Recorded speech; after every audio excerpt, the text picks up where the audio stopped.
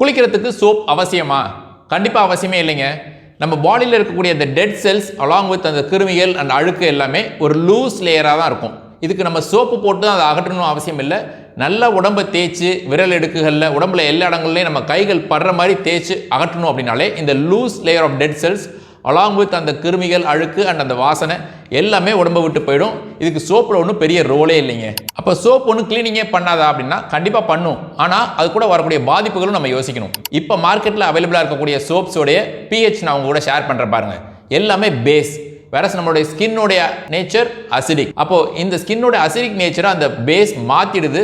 So acidic nature ஸ்கின்னுக்கு இல்லை அப்படின்னா ஈஸியாக நம்ம உடம்புக்கு கிருமிகள் உள்ள போகலாம்.